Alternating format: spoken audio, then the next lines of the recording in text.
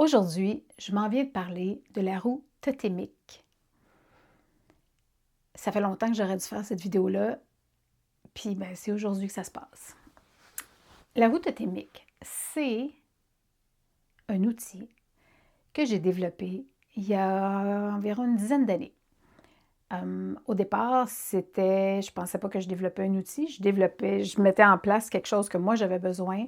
Je venais de sortir d'une formation de la roue de médecine dans laquelle j'avais comme découvert ou compris quatre des animaux qui me tournaient autour, appris c'était quoi les animaux totems, qu'il y en avait qui avaient différents rôles, etc.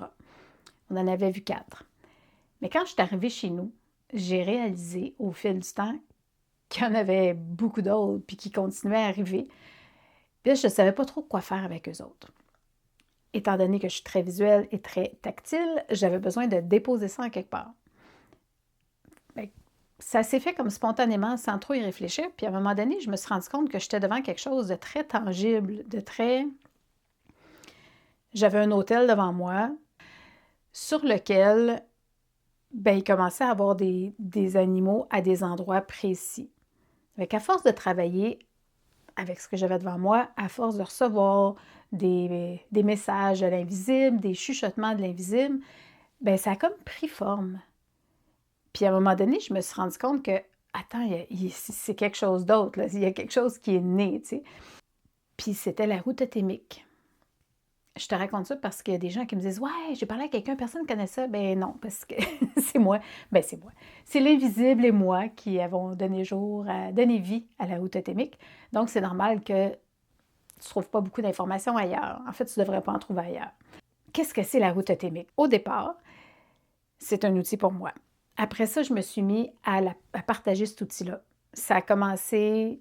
Bon, il y a eu de l'évolution dans la façon de partager l'information. Les premières cohortes, les premières vraies formations ont été de 2020 à 2022. Puis c'est là que j'ai comme, moi aussi, en le partageant aux gens, découvert que, OK, attends, c'est pas juste question de trouver les animaux totems, puis ils vont où, là? Il y a comme quelque chose de, je vais dire grandiose, là, là-dedans, parce que pour moi, c'est grandiose. Puis j'observe les gens qui ont continué à travailler avec la roue totémique depuis, particulièrement ceux des cohortes 2020-2022. Je vois ce que ça leur apporte. J'ai leur feedback, puis je suis comme, OK, je suis pas folle. C'est pas juste à moi que ça apporte quelque chose. C'est vraiment un outil grandiose. Voilà, c'est le mot qui me vient. Donc, qu'est-ce que c'est concrètement la roue totémique? Je dis concrètement parce qu'on travaille avec, comme je te disais tantôt, c'est une représentation physique de ce qui se passe dans l'invisible. À travers cette vidéo-là, je vais essayer d'insérer des photos pour que tu puisses avoir un visuel. Mais c'est un hôtel, c'est une roue qui a... c'est une roue qui a 8 positions comme ça, puis 3 positions à la verticale. C'est basé sur la roue de la vie, c'est basé sur les roues des Premières Nations, il y a le nord, le sud, l'est, ouest. On prend, dans la roue totémique, le nord-est, le sud-est, le nord-ouest et le sud-ouest ont vraiment aussi une position importante. Ils ont un élément relié à eux, ils ont une raison d'être. C'est pour ça qu'on se ramasse avec comme 8 places dans dans l'aspect horizontal de la roue. Puis dans l'aspect vertical, c'est sûr, on a le ciel, on a la terre, puis on a nous au centre. Puis sur chacune de ces positions-là, chaque position a sa raison d'être, son élément, a sa période du jour, a une période de la vie humaine aussi. Je te donne par exemple le nord-est, qui est la période dans laquelle on est en ce moment, où est-ce que je fais cette vidéo-là, parce qu'on est à mi-chemin entre le solstice d'hiver, qui est le nord, et l'équinoxe du printemps, qui est l'est. Donc, on se trouve dans la période nord-est. Le nord-est, c'est la conception puis la gestation au niveau de la roue humaine.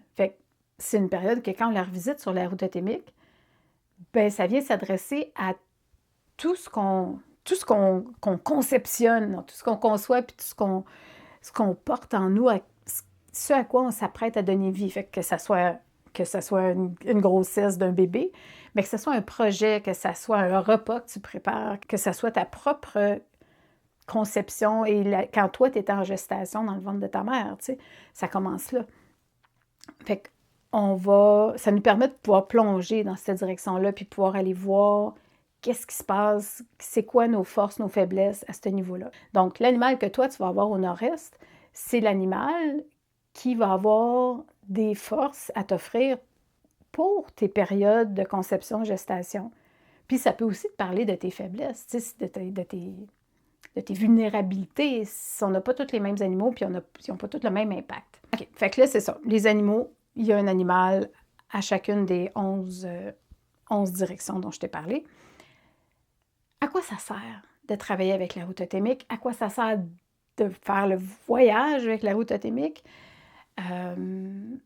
C'est définitivement pas un outil temporaire. Tu sais, quelque chose que tu fais une fois, puis c'est fait, coché, puis tu passes à d'autres choses. Bien, tu peux, là, mais c'est vraiment un outil quotidien, un outil qui t'accompagne. En tout cas, moi, ça fait 10 ans, puis elle m'accompagne encore, là. Puis elle me donne encore des surprises, tu sais. Fait que c'est vraiment, c'est comme un mode de vie. Mais c'est pas un mode de vie qui te prend 8 heures par jour. Tu sais, une fois que tu as fait ton voyage, une fois que tu as découvert, que tu as commencé à l'installer et que tu commences à être plus à l'aise avec, ben c'est un outil qui peut être utilisé 30 secondes par jour. Puis ça peut être un outil où est-ce que quand tu vis des plus grandes périodes, tu peux te déposer devant puis voir plus clair. À quoi ça sert la roue totémique? À quoi ça sert de savoir les animaux qui sont dessus? D'où ils viennent ces animaux-là? Dans ma perception, nos animaux totems, nos animaux alliés, moi, j'ai l'impression qu'on les choisit avant même de s'incarner, comme on choisit nos parents, comme on choisit le territoire où on va naître. On choisit ce qui va nous arriver pas mal dans cette incarnation-ci. Puis, mon image que je vois, c'est avant de descendre, ben, tu sais, dans notre contrat, on colle des animaux. Tu sais, on sait comme, OK, ça dans cette sphère-là, je vais avoir besoin d'une aide particulière ou je suis appelée à faire ça, mais je vais avoir besoin d'un allié. Fait que, moi, j'ai l'impression, en tout cas, mes animaux totems, moi, je les observe, je suis comme, OK, c'est sûr que je les ai collés avant de m'incarner, c'est certain. Ça fait pas trop de sens, mais ça fait tellement de sens qu'ils soient là. Puis je peux voir comment ça m'aurait aidé de les connaître il y a vraiment longtemps. Ça aurait tellement calmé des choses dans différents, tu sais, dans mon mental, puis dans mon système nerveux. Fait qu'ils viennent de là, selon ma perception. À quoi ça sert de les connaître? Je te donne un exemple que je donne, c'est mon exemple favori. Ça permet, OK, l'animal qui est à l'est, c'est ton animal de personnalité. C'est celui qui est souvent le plus facile à identifier parce que c'est notre personnalité, là, on habite avec à tous les jours, fait que c'est un animal, quand on le trouve, c'est comme, ah, oui, effectivement. Souvent, physiquement, on va y trouver des ressemblances et dans son mode de vie aussi. Ça va nous donner des pistes sur comment on agit, pourquoi on agit comme ça, puis ça va nous aider à arrêter de se taper sur la tête et à s'accepter comme on est. Parce que si tu as comme animal totem de personnalité un loup, tu vas avoir certains traits de caractère. Puis si à l'opposé, tu as comme animal totem de personnalité une grenouille, ben tu vas avoir d'autres traits de caractère. Puis les deux ont des grandes forces, puis les deux ont je vais dire des faiblesses. Fait que je te donne un exemple. Il y a une situation très, très chargée émotionnellement qui se passe là, autour de toi ou dans ton pays ou dans ton continent ou tu sais, comme en ce moment, là, tu sais, je te parle, j'enregistre ça en février 2026. C'est chargé politiquement, c'est chargé à plein de niveaux. Fait que quelqu'un qui a une personnalité loup va être capable d'être plus présente, puis plus va pouvoir montrer les crocs quand c'est le temps, mais va pouvoir aussi rallier, puis encadrer un peu ce qui se passe. Ce qui se passe en dedans de soi ou ce qui se passe les gens autour. On va pouvoir donner des informations, on va pouvoir faire « Non, mais attends, on se calme, il y a ça, on peut faire ça, on peut faire ça. » Tandis que quelqu'un qui va avoir comme animal totem la grenouille, va avoir à faire attention à elle. Une grenouille, là, la peau de la grenouille, c'est fragile, là. Tu touches à une grenouille, puis tu peux abîmer sa peau. Puis c'est hyper sensible, ça sent tout autour de soi. Fait que la grenouille va sentir beaucoup plus, va sentir à un autre niveau. Je ne dirais pas qu'elle va sentir plus, mais vraiment à un autre niveau. Et sa vulnérabilité va faire que cette personne-là, c'est pas elle qui va être appelée à rallier les troupes ou à faire comme « OK, non, c'est correct, venez, moi, je vais vous aider. » Tu sais, elle, c'est pas ça son rôle, là. Elle va falloir qu'elle fasse attention à elle, qu'elle n'aille pas nécessairement se cacher, mais qu'elle soit, qu'elle prenne soin d'elle, qu'elle prenne soin de son écosystème. Parce qu'elle est super vulnérable, si l'écosystème dégringole, la grenouille va avoir plus de difficultés à traverser ça.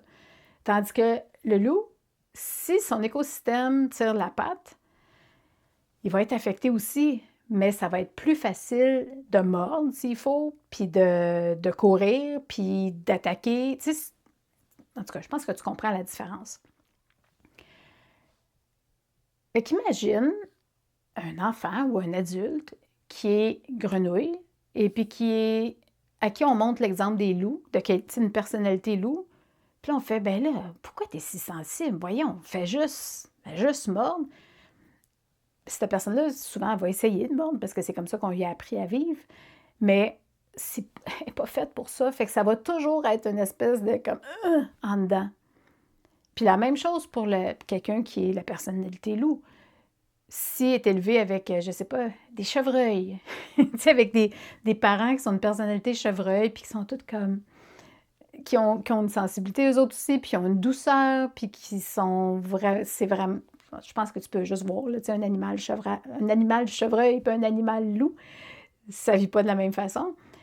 Ben les parents chevreuils vont avoir de la misère à comprendre pourquoi leur enfant loup réagit comme ça.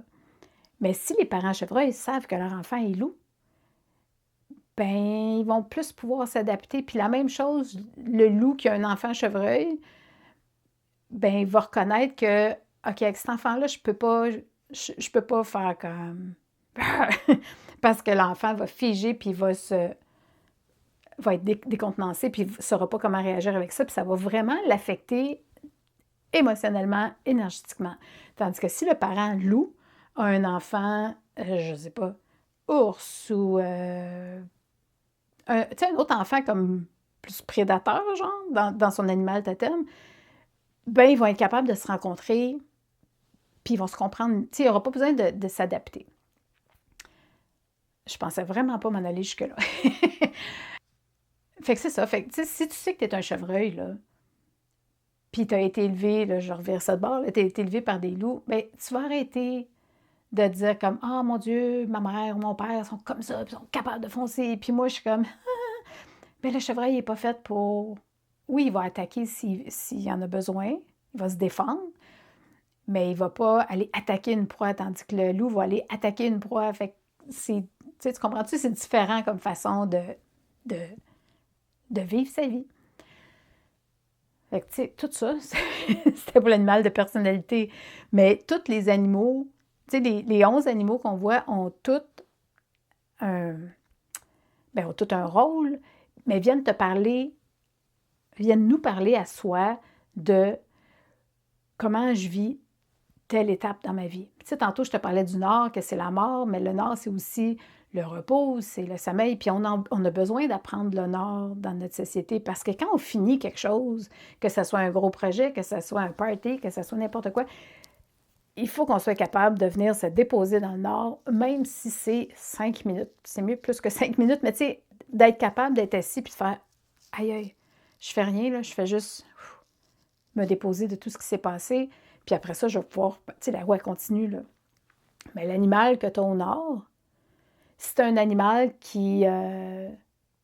OK, je te donne un exemple de 2 ours. L'ours noir puis l'ours polaire. C'est un ours noir au nord. Le nord, c'est l'hiver qu'on a vu tantôt. L'ours noir, lui, il dort l'hiver. Fait que la personne qui va avoir un ours noir à l'hiver, le côté hibernation, ça va peut-être prendre un plus grand nord entre 2 projets ou un nord vraiment comme je me repose. Puis la personne qui a un ours polaire au nord, l'ours polaire, il hiberne pas l'hiver. Il est dans son élément, dans la neige, dans le froid, mais c'est un grand solitaire. Fait que cette personne-là, quand elle va arriver au nord, elle aura peut-être pas autant besoin de ralentir puis d'être dans un petit cocon, mais elle va avoir besoin de solitude. Puis c'est dans sa solitude qu'elle va venir se régénérer avant de continuer. Je pense qu'avec ça, tu peux comprendre quel cadeau que c'est de découvrir c'est quoi nos animaux totems, où est-ce qu'ils sont assis dans la roue, qu'est-ce qu'ils viennent nous amener comme information. Puis après, avec ça, bien, il y a aussi toute la facette, comme je te disais tantôt, conception, gestation, la naissance, comment l'enfance, comment tu as été affecté dans ton enfance, comment tu vis ton enfant intérieur en ce moment. Fait que c'est un super beau parcours, un super bel outil qui te nourrit au fil des ans, j'ai le goût de te dire. Comme je te disais tantôt, ça fait 10 ans que je joue avec. Puis il y a encore 2 semaines, je venais de découvrir un autre aspect de mon animal, c'était du nord-est à ce moment-là, puis je venais de comprendre, ça me permettait, moi, de comprendre un élément important dans mon facteur conception-gestation. Fait que c'est ça. Fait qu'étant donné que je ne veux pas te faire une vidéo trop longue, je vais arrêter là, mais je vais te faire une deuxième vidéo où est-ce que je te parle un peu plus de comment, si tu es intéressé, comment je peux t'amener à travailler avec la roue totémique, à la découvrir, puis avec tous les bénéfices qui viennent avec ça. On se voit dans la prochaine vidéo. Bye!